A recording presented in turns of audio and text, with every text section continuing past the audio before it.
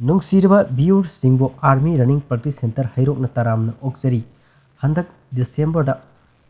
दिमापुर अमदी असम पांथोकदोरिबा Assam rifle recruitment की दमकता फिजिकल ट्रेनिंग हौजरे यौवीनिंगबा कैंडिडेट सिंगना आर्मी रनिंग प्रैक्टिस सेंटर हैरोक की पीजेरिबा कांटेक्ट नंबर असिदा कॉल तौबिरक्तुना तानाबियु अमदी रिक्रूटमेंट चटनबी दमकता